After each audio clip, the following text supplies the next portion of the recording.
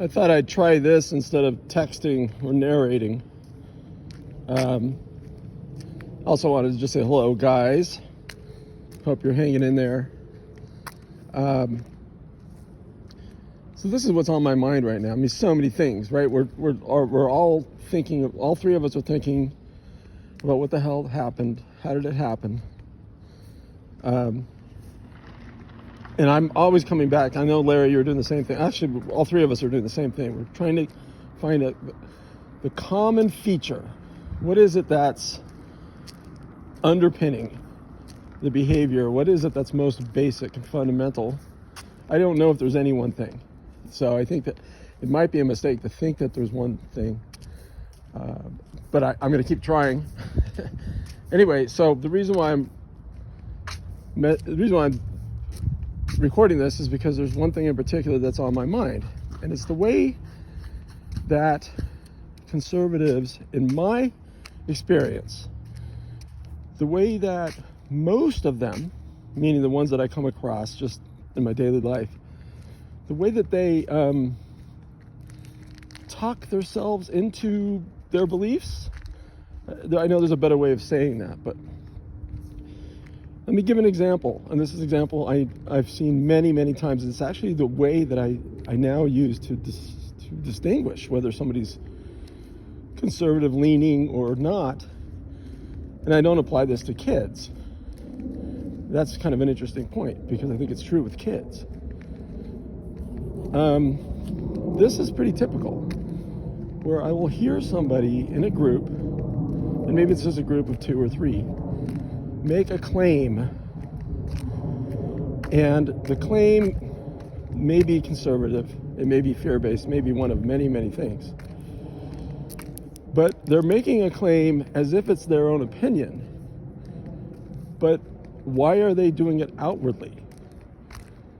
And this is the behavior I think that's really common, is that what they're doing is trying to get a response.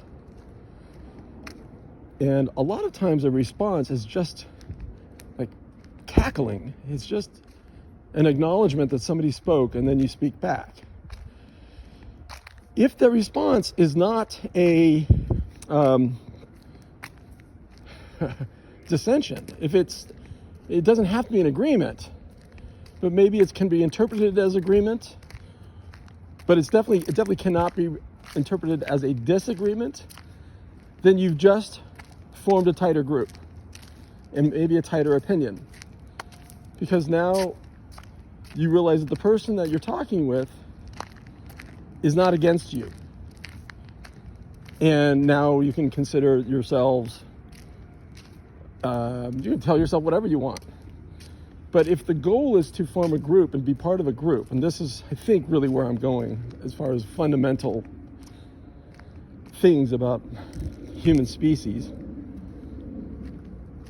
if the goal is to be part of a group and be accepted, then you don't dissent. Just like Facebook, I don't think Facebook allows you to thumbs down. You can only thumbs up. I guess I could stop there. I mean, obviously I'm talking about religion. I'm talking about religious-like behavior.